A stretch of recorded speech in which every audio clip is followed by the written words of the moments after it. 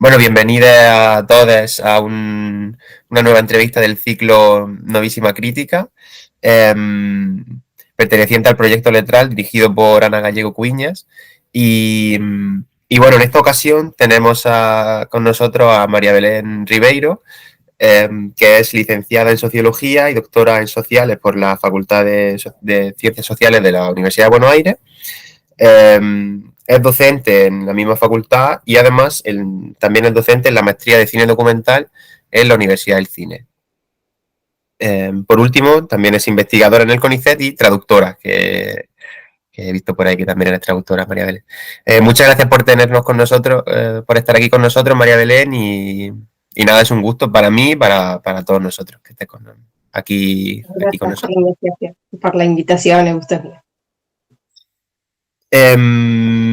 Bueno, como nos ha pasado en alguna otra entrevista, el ciclo se llama Novísima Crítica, pero tú, María Belén, tienes un perfil de las ciencias sociales, aunque hablas de literatura. Entonces, bueno, las preguntas se van a mover en ese perfil híbrido entre la crítica literaria, la sociología de la literatura y demás, ¿no? Entonces, me gustaría empezar preguntándote por cuáles serían para ti o desde tu punto de vista, los sociólogos de la literatura, en este caso, que se tienen hoy como referencia, ¿no? Que funcionan como hegemónicos casi en el pensamiento sobre sociología de la literatura. Bueno, no es una pregunta sencilla y creo que no es sencilla porque es lo que podemos llamar sociología de la literatura, es un área de estudios relativamente restringido, sobre todo pensando desde donde investigo, que es desde la sociología.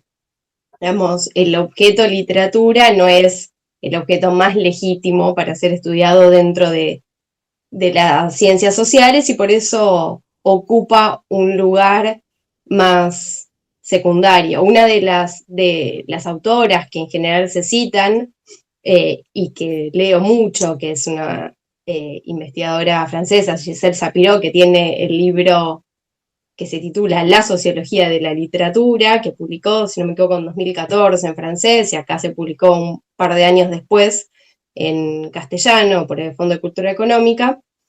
Dice, bueno, la sociología de la literatura es muy sociológica para la crítica literaria, es muy literaria para la sociología. Entonces queda en ese espacio un poco eliminar entre las áreas de estudio y por eso también es difícil pensar en referentes ineludibles, ¿no? Los vamos construyendo en las investigaciones.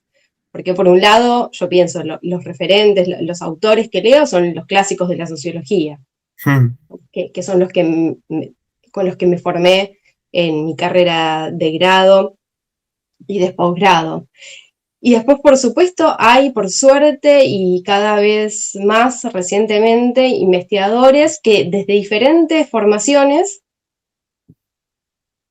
toman herramientas teóricas o nos leemos entre sí, entre las diferentes disciplinas, y podemos decir que vamos construyendo esta área de estudios que es de la sociología de la literatura.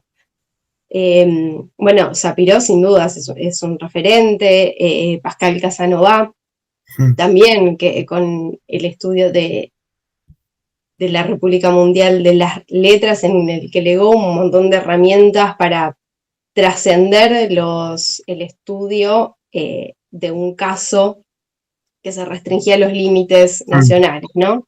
Y pensar, como decía un investigador acá argentino, Alejandro Duhovne, que estudia el mundo editorial y del libro, decía pensar como una geografía de la literatura, ¿no? Como en un mapa que no responda ni a los límites geopolíticos, ni a las lógicas de los estados-nación, o quizás ya el Estado-nación no es el mejor para delimitar lo geopolítico, no sé, la dinámica del capital financiero, sino las lógicas propias de lo literario, de la producción del libro, como una geografía sobre otras geografías que tienen sus propias zonas, sus propias reglas, sus propias subdivisiones.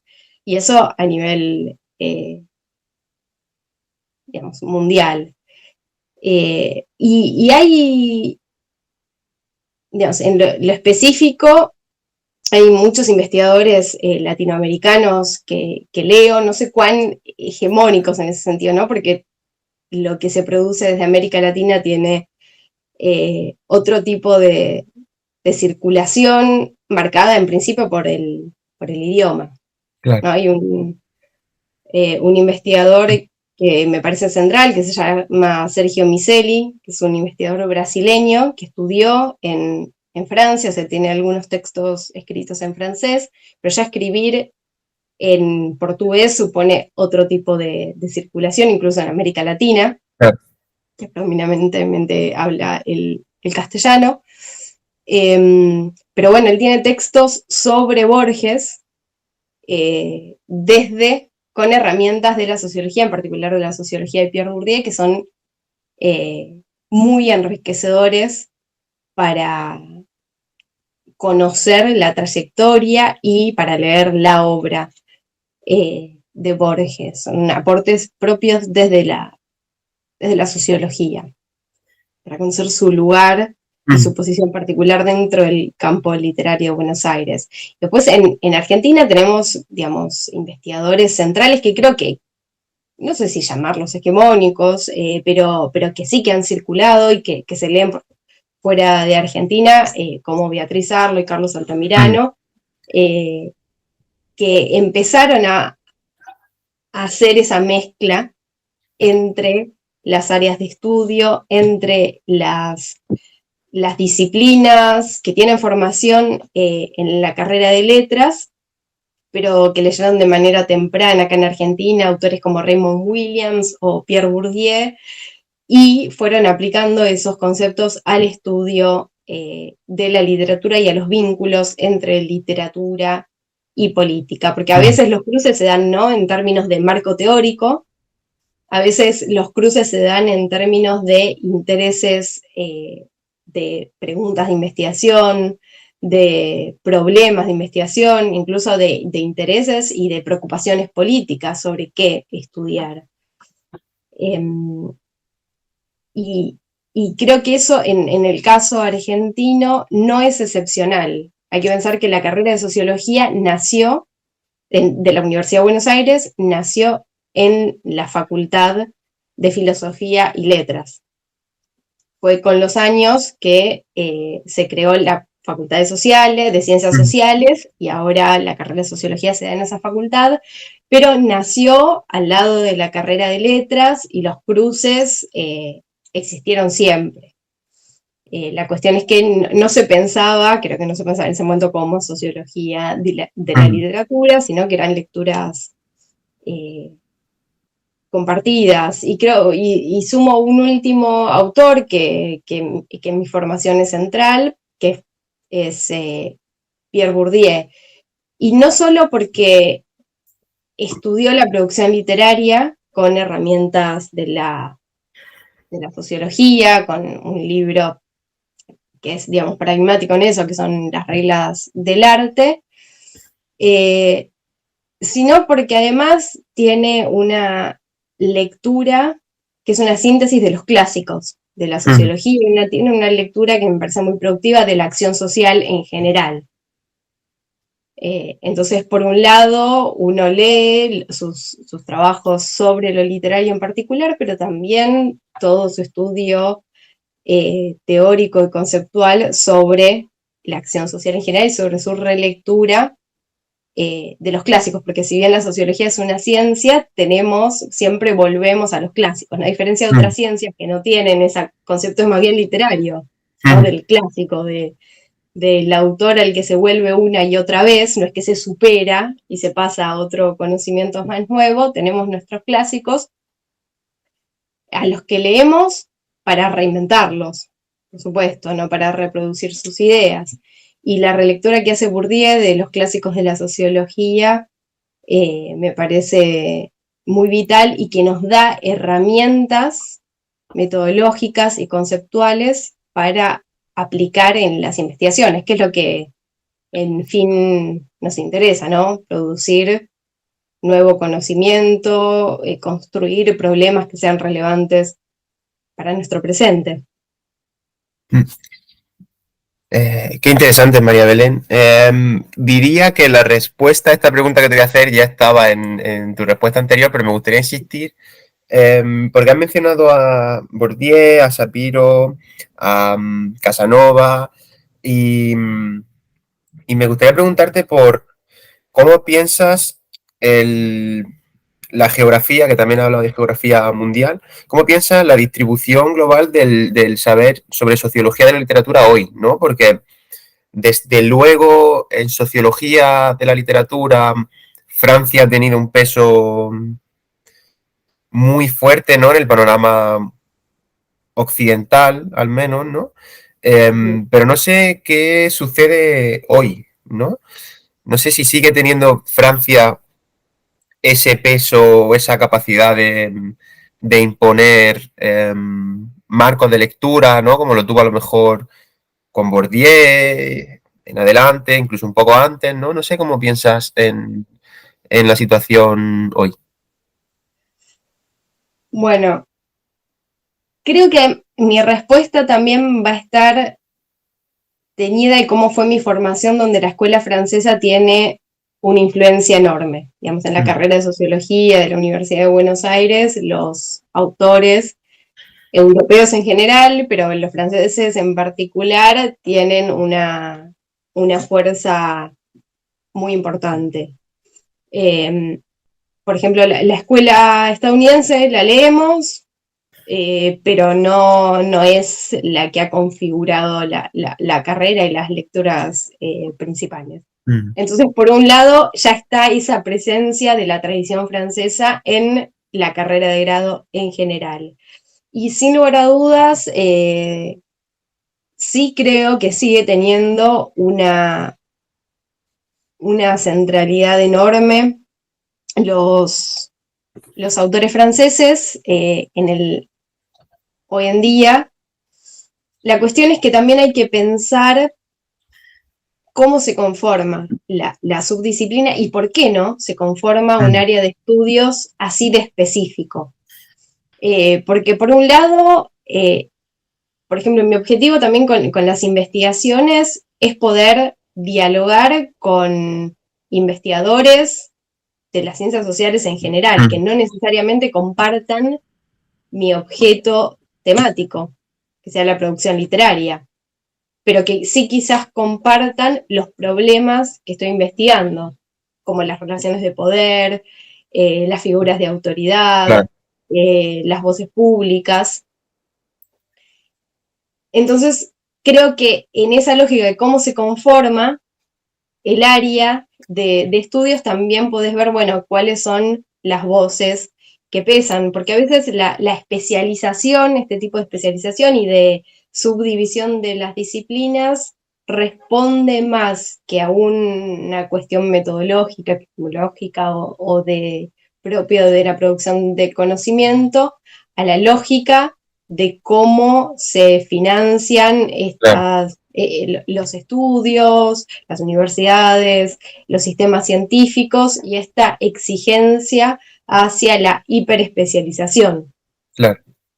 Y sin lugar a dudas esa tradición es más anglosajona que francesa, la de la hiperespecialización, la de la producción acelerada, de papers, de artículos para revistas científicas. Entonces creo que eso no es para desdeñar, ¿no? Esa influencia de cómo producimos, no solo de quienes leemos, sino de cómo abordamos lo que abordamos.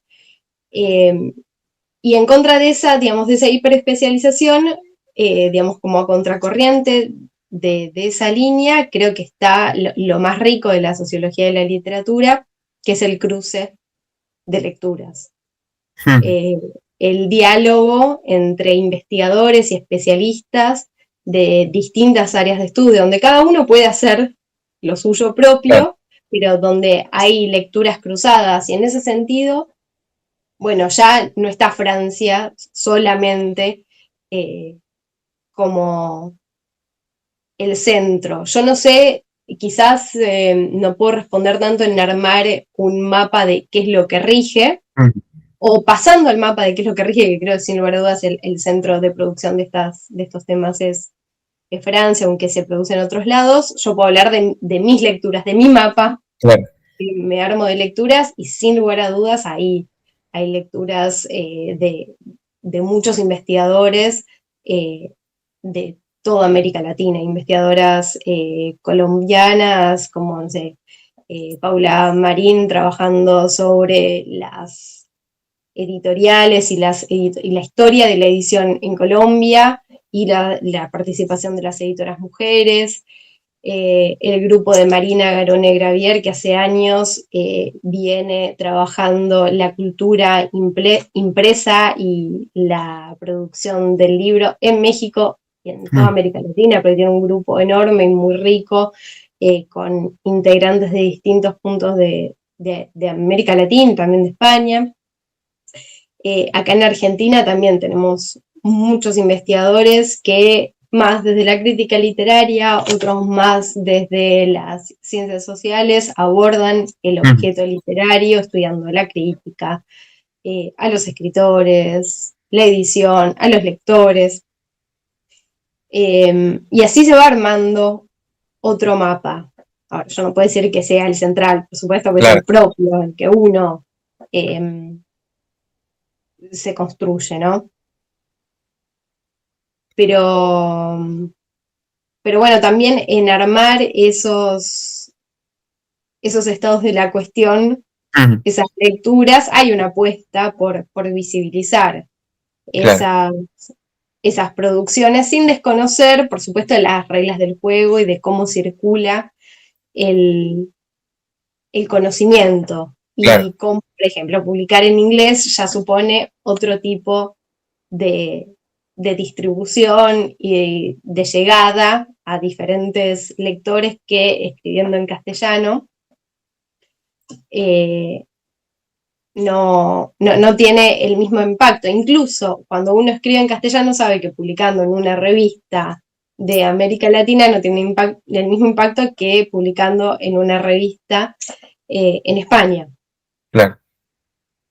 Y eso no significa, para mí es central producir de manera situada, por supuesto, y leyendo a investigadores de la región, pero no restringiéndose de leer escritores extranjeros, digamos. Eso es la riqueza, ¿no? De abrirse a los aportes de distintas partes del mundo a partir de las particularidades, de sus preocupaciones específicas y concretas que dependen de los espacios de donde están produciendo para poder apropiarse uno de ellas y transformarlas para seguir pensando. Claro. Has respondido a varias de las preguntas que tenía planteadas, así que hago scroll. Y te pregunto por algo que creo que es interesante, especialmente en tu caso, porque cuando hacemos esta pregunta a gente de la crítica, me parece que se responde de una forma, ¿no? Gente de la crítica literaria, pero en tu caso, como socióloga, me interesa especialmente tu respuesta, y es, ¿cuál sería hoy el rol de la crítica, ¿no? De la crítica literaria? Leyendo uno de tus últimos artículos publicados, que es una entrevista sobre la que volveré al agente literario de Aira, él decía, bueno, a lo mejor la crítica no es algo así, ¿no? Como a lo mejor la crítica no es tan importante, pero para los editores sí, ¿no? O sea, a lo mejor ya a los lectores no les importa, pero a nosotros como editores sí. Entonces me gustaría insistir en eso, en cuál sería para ti y el rol de la crítica literaria hoy. Bueno, es una pregunta súper interesante. Voy a tratar de ser breve, pero en Verse tiene distintas respuestas. Una de ellas tiene que ver con lo que le preguntaba a Gaev, que es el agente literario de César Aira, que es el autor cuya obra y trayectoria estudié en mi tesis doctoral. Y yo le preguntaba en relación de cuál era el peso de la crítica literaria en la trayectoria de un escritor y en su camino hacia o no la consagración, digamos, ¿qué mm, impacto tiene en la carrera de un escritor, en la construcción de su prestigio y de su valor, la crítica? Pero sabemos que hace, no sé, 50 años claro, lo que se publicaba en un suplemento literario y las voces de ciertos críticos podían enterrar o podían con una varita mágica iluminar el camino a un escritor.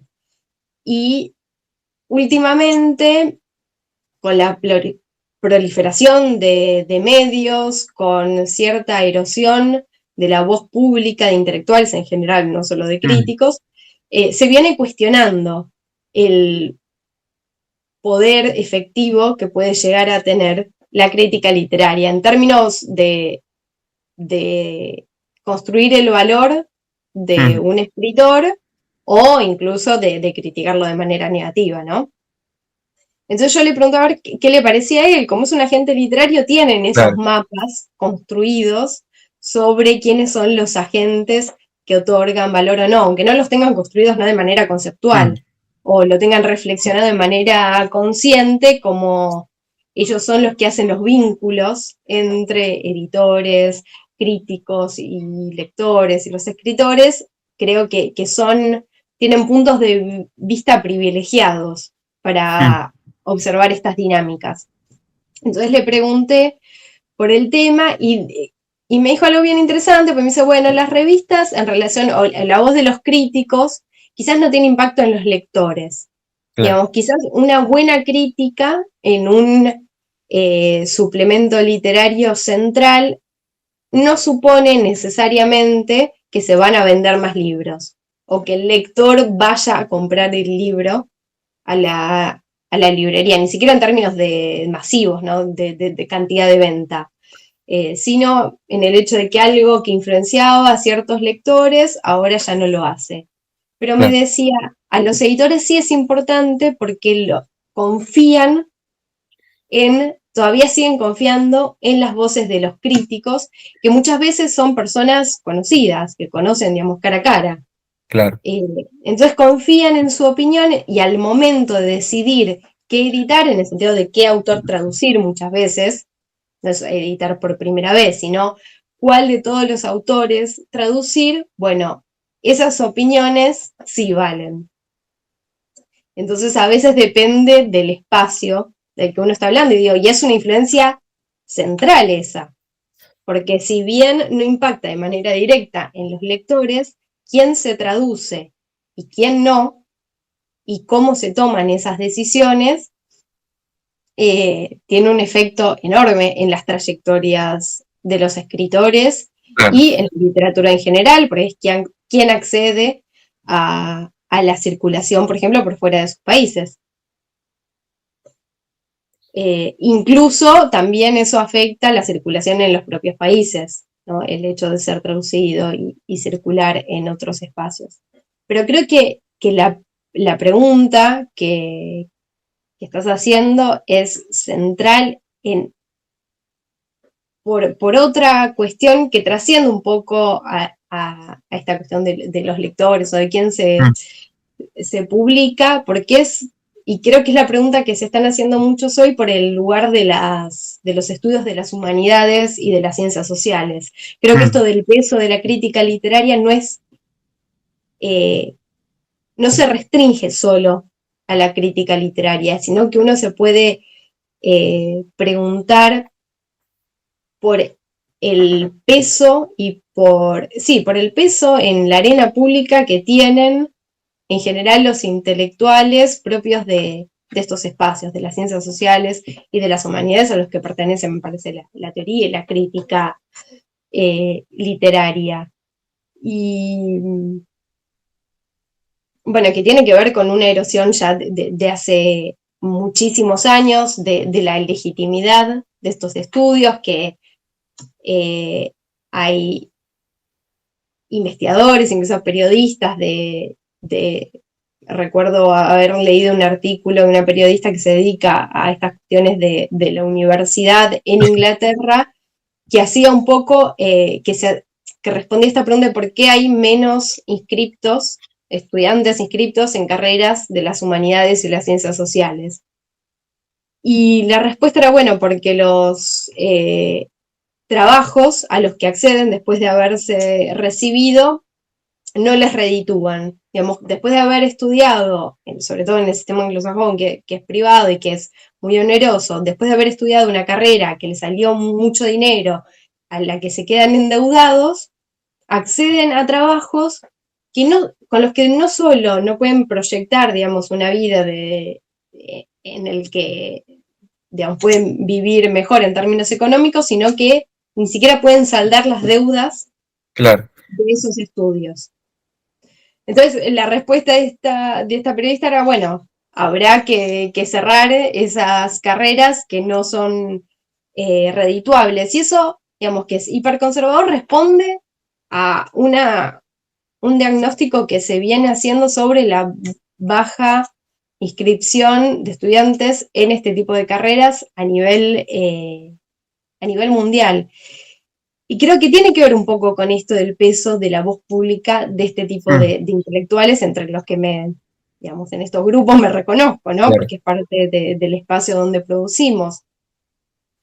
Y que tiene que ver con una crisis de las humanidades y de los sentimientos vinculados con las humanidades en general. Hay una investigadora argentina que trabaja, de nuevo en esto que venimos planteando como centro, ¿no? Que es la Academia Francesa, se llama Annick Louis, cuya tesis doctoral fue sobre Borges, y uno de sus libros, creo que ya no es el más reciente, pero es reciente, del 2021 me parece, que se llama Sin objeto, por una epistemología de la disciplina literaria, en la que se hace las preguntas sobre, bueno, cómo se produce teoría y crítica literaria, cuáles son las condiciones de producción en términos institucionales, en términos de las situaciones laborales de los estudiantes, de los investigadores, de quienes se dedican a estos temas,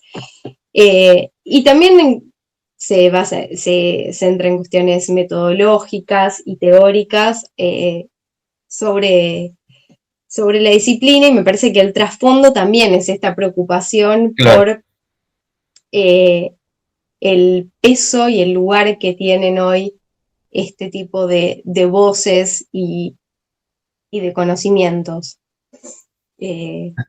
Y también se hace la pregunta, no solo por el impacto, que bueno, eso no lo puede uno definir, no se puede definir a voluntad, no se pueden transformar las reglas de juego individualmente y a voluntad, y definir, bueno, ahora tienen que tener más peso estas voces, estos conocimientos, pero sí se hace la pregunta de, bueno, ¿cuáles son nuestras preocupaciones como investigadores?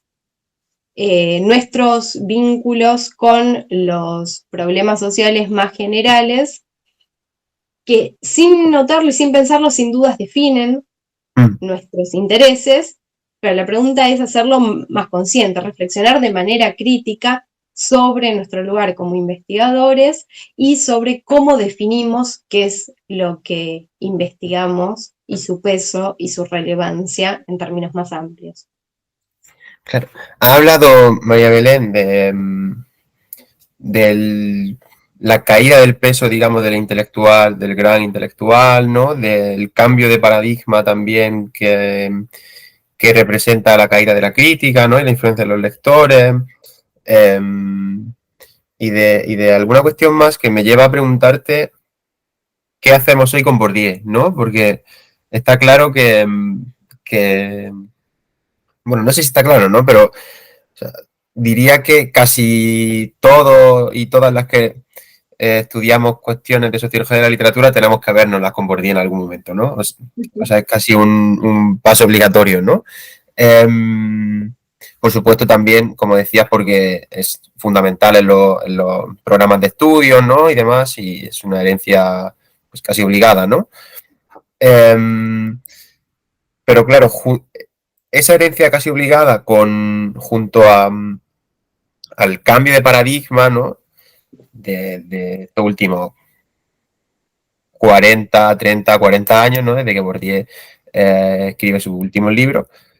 Me lleva a preguntarte eso, ¿qué hacemos hoy con Bourdieu, ¿no? Los lo dejamos de lado, lo reproducimos, convertimos sus categorías en marbetes casi vacíos, ¿no? ¿Qué hacemos con Bourdieu?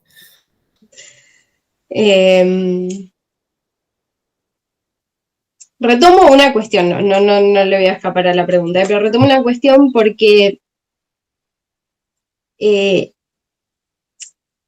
creo que hay algo, bueno, hablábamos del debilitamiento del peso de la crítica, pero sigue habiendo figuras en términos de cómo llegan los lectores a los libros, por ejemplo, cómo se forman los gustos, los valores, digamos, sigue habiendo mediadores, sigue habiendo actores centrales que tienen influencia en, por ejemplo, qué se publica, qué se lee, qué es lo valioso. Quizás lo que se está modificando es quiénes son esos actores, cuáles son sus miradas, cuáles son sus formaciones. En un congreso, acá cada 2 años, se hace en la Facultad de Sociales, se hace el congreso de las jornadas de sociología, organizados por la carrera de sociología, hay una mesa que hace muchos años organiza Daniela Spielberg y Ezequiel Saferstein, que son investigadores de CONICET, que se dedican a la producción del libro y al mundo editorial, y hace muchos años hacen una mesa sobre editoriales. Y en la mesa del año pasado habían dos investigadoras que trabajaban el mundo de los booktubers. Y que también trabajan las dinámicas que se dan en los grupos de fans de, por ejemplo, de Harry Potter y cómo leen, cómo se vinculan con esos libros y con el mundo del libro en general. Y estaban contando, bueno, de cómo siguen esos lectores a determinados booktubers, a determinadas figuras dentro de las redes sociales. Incluso contaban cómo, ahora no me acuerdo qué autora, había dado una clase magistral sobre el tema de su libro. Y yo pensaba, digamos, la clase magistral es una noción bien iluminista, digamos, bien que forma parte de este mundo dentro de las humanidades, de la tradición incluso más conservadora y más antigua de estos espacios. Entonces, hay nociones que siguen funcionando, que siguen teniendo efecto. Y esta clase magistral, digo, llenó el auditorio, esta autora llenó el auditorio, fueron cientos de personas a escucharla, ella hablar sola, parada en una tarima sobre su tema. Digo, eso que pareciera en términos abstractos algo totalmente anacrónico, sigue funcionando en ciertos espacios. Yo no digo que funcione de la misma manera. Yo no digo que funcione de la misma manera porque estoy segura que si hoy un profesor de la universidad dice que va a dar una clase magistral, en general la respuesta es, bueno, no sé, no convoca al público masivo. Incluso podrían hasta plantear que no tiene una voz legítima para hablar del tema que quizás se ha preparado toda su vida para hablar. Sin embargo, en otros espacios esos conceptos siguen funcionando y siguen funcionando de una manera masiva y con mucho éxito. Creo que la pregunta no es si están o no, si tienen efecto o no, sino cómo se van convirtiendo esos valores, a qué reglas responden y qué valores adoptan.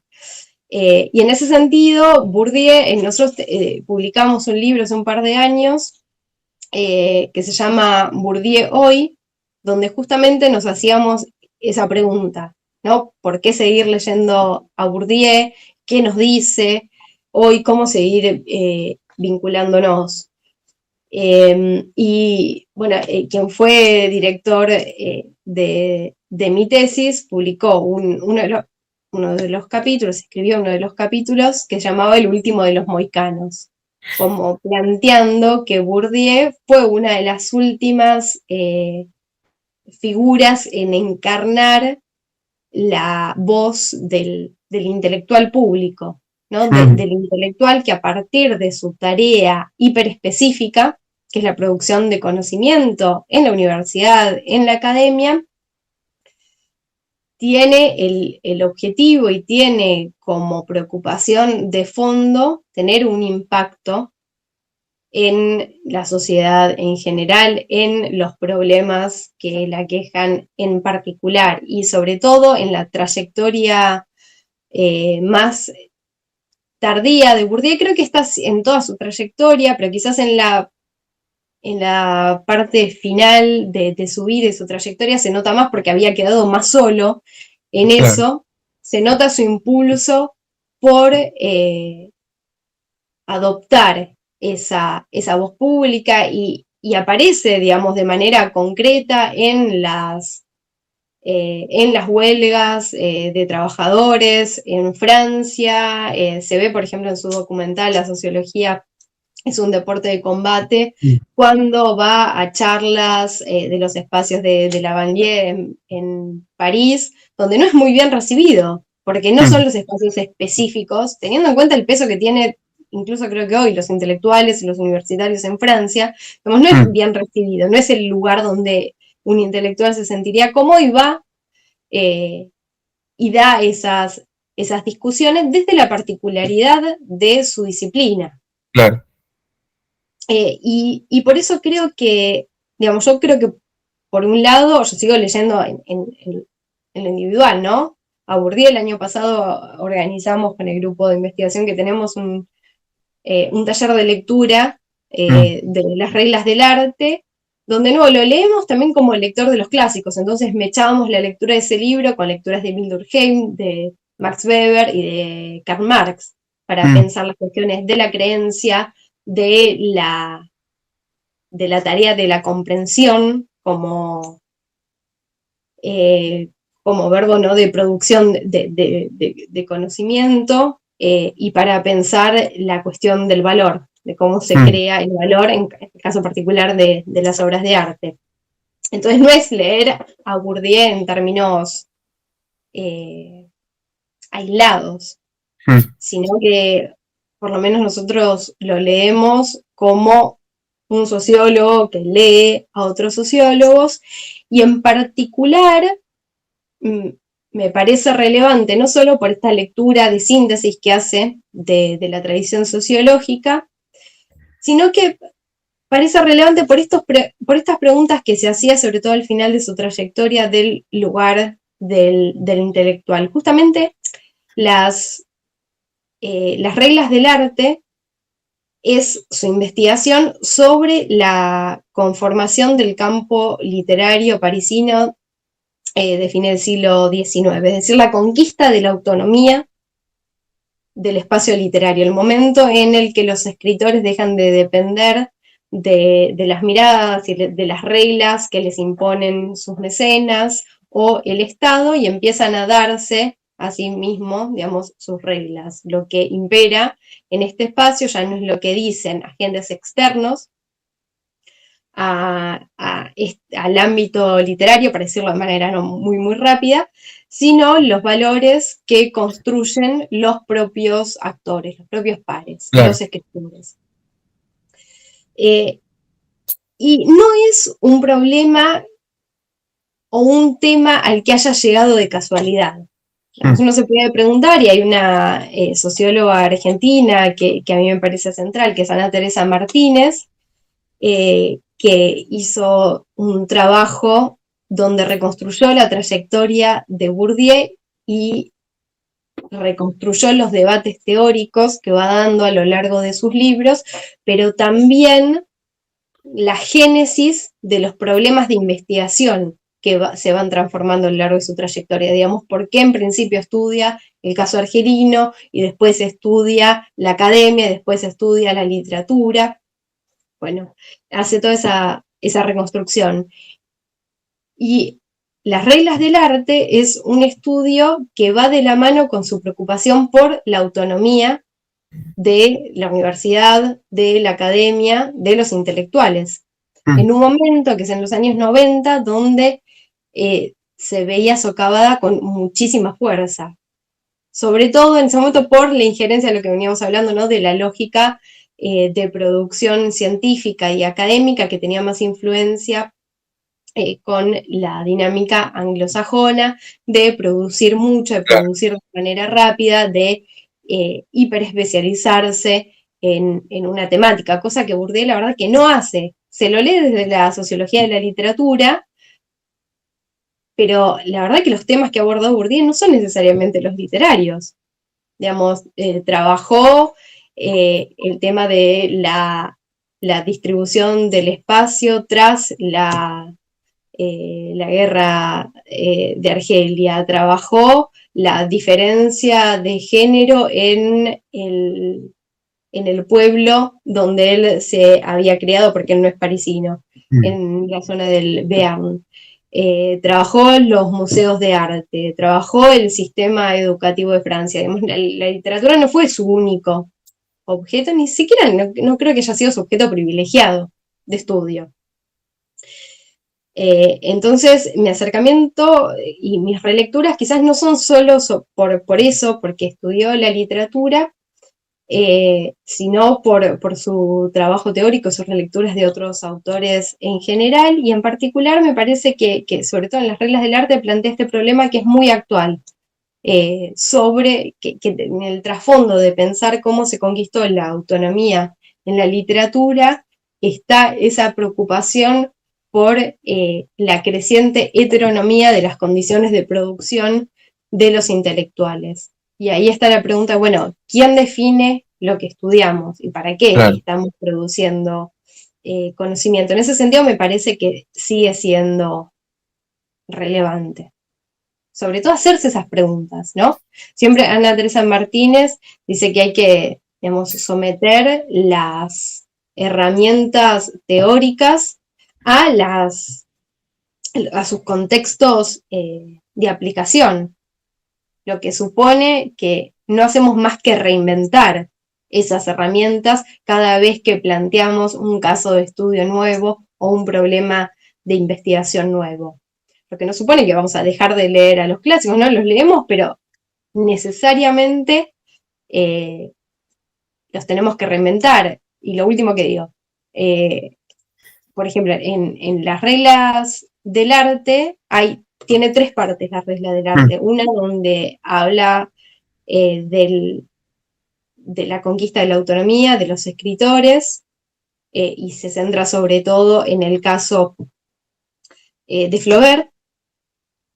Otra donde habla del momento más contemporáneo, la escritura del libro, digamos, a las transformaciones que venía experimentando el campo literario en Francia en los años 70 y 80.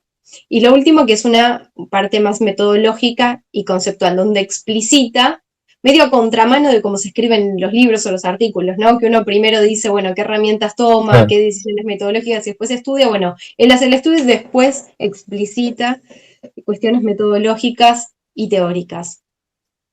Y a mí lo que más me interesa es sobre todo la primera parte, que es el análisis del espacio literario, de los múltiples puntos de vista que se ponen en juego y que son necesarios de tener en cuenta cuando uno estudia algo tan particular como un libro o una Mm, obra literaria, como en algo tan individual y específico están también todos estos diferentes puntos de vista y los intereses y las miradas encontradas. Y lo interesante es que además estudia la obra, la educación sentimental en particular. Digamos, no solo mm, estudia el contexto, sino el texto y cómo en el texto, en la obra literaria, y ahí hace uso, Bourdieu no es mucho de citar, pero uno puede, pero en las notas al pie ve cómo cita muchísimos críticos literarios que han leído, investigado y estudiado por años la obra, la educación sentimental. Entonces hace uso de todas esas herramientas de la crítica para buscar comprender por qué tiene esa forma particular esa obra y qué nos dice de ese momento específico en el que estaba siendo producido. Después hay, digamos, quizás lo que más se lee creo que es la segunda parte, que es de donde habla de las transformaciones que además nos resuenan más porque tienen que ver con la concentración editorial, con la emergencia de pequeñas editoriales. No sé si utiliza, ya no me acuerdo, la noción de independiente, pero bueno, está en juego esa idea como de la independencia, como una forma de producir libros y producir literatura que se enfrenta a la de las grandes multinacionales que se rigen por más el rédito, lo que les da rédito financiero, que por los valores específicos de lo literario. Y eso es interesante, pero sobre todo en esa segunda parte, por ejemplo, no estudia las obras, no hay análisis textual, no sabemos qué se produce, se centra más en el contexto. Y bueno, son hipótesis interesantes, pero son hipótesis específicas para un momento específico. A mí lo que más me interesa es la mirada más general de Claro, Bourdieu más que las hipótesis que elaboró para caracterizar a un caso de estudio específico que nos pueden ser útiles como pueden ser útiles cualquier tipo de hipótesis. Pero las hipótesis no son la mirada más general, el abordaje conceptual. claro. Podríamos hablar de las reglas del arte seguro durante horas. O sea, es un libro hermoso, ¿no? Incluso aunque no tenga razón, ¿no? O sea, aunque pueda discutirse, siempre es como emocionante. Nos quedamos sin tiempo, pero no quiero dejar de hacerte una última pregunta. Sí te voy a pedir que si podemos hablarla rápido, porque para que no nos pasemos mucho de tiempo. No quiero irme sin preguntarte sobre César Aira, que es como he mencionado en algún momento, el objeto de estudio de tu tesis, ¿no?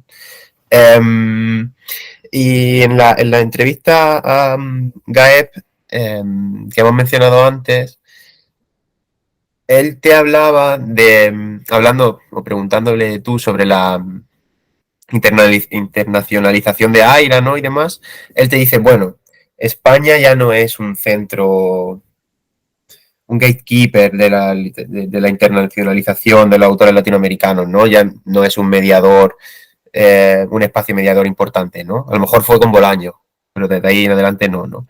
Pero claro, eso lo dice Gaet. A mí me interesa saber qué opinas tú sobre... Te voy a preguntar sobre Aira en concreto, eh, aunque me interesaría mucho saber también en general. Bueno, de lo que más conozco es de Aira, porque es lo que vengo Claro, estudiando. Después de la tesis doctoral me centré justamente en la circulación internacional de su claro. obra, en particular en la traducción al inglés y al francés de sus libros. Entonces es donde me siento más cómodo para responder, porque bueno, es lo que más conozco, pero leí sobre, en general, la circulación internacional de la literatura escrita en castellano y en particular producida en América Latina. Y lo que se ve en los datos y lo que hipotetizan la mayoría de los estudiosos es que la verdad España sigue siendo un centro para la circulación internacional Mm, de los escritores.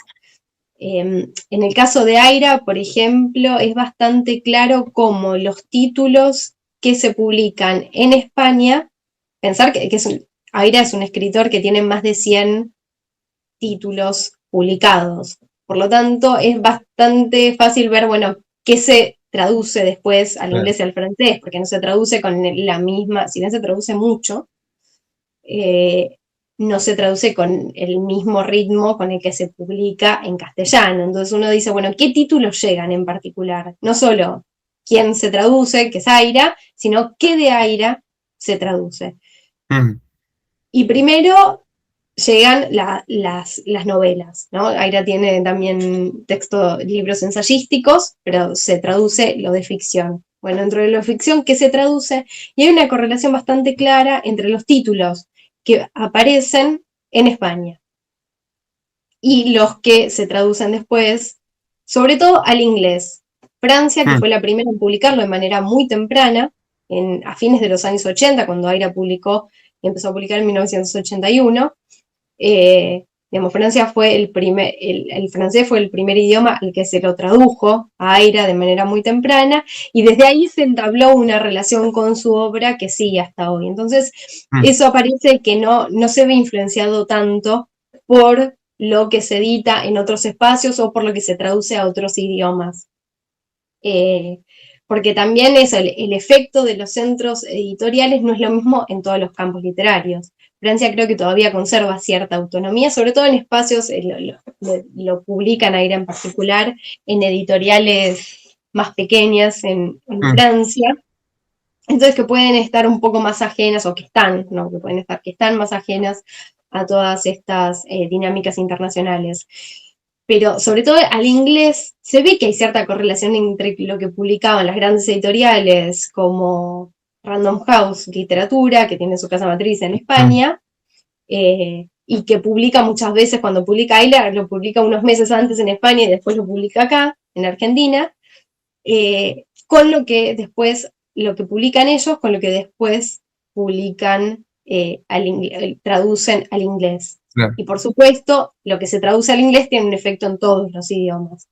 Es claro que los títulos traducidos al inglés en general son los que se traducen más a otros idiomas. No obstante, no hay que, digamos, desestimar, por ejemplo, el rol de México. México también es un centro, sobre todo en América Latina, para lo que se produce en América Latina y para la circulación a otros países. A Aira lo vienen editando en México hace muchos años y lo que se edita en México también tiene un impacto en lo que después se publica a otros idiomas. Lo que creo es que se viene diciendo y que, como observa Gaeb, que ya no es quizás el centro, quizás no es el único centro. Como claro. Todo, ahora se habla como de multipolaridad, bueno, hay muchos actores y quizás del mismo modo que la crítica literaria no es que tiene la última voz o es el único espacio posible para operar como trampolín para otros idiomas o para acceder a otros espacios geográficos en términos de circulación literaria. Digamos, hay redes propias de editoriales pequeñas o medianas que permiten que un autor circule en diferentes países sin necesidad de pasar por el centro. Claro. Y en el caso de Aira también eso es claro.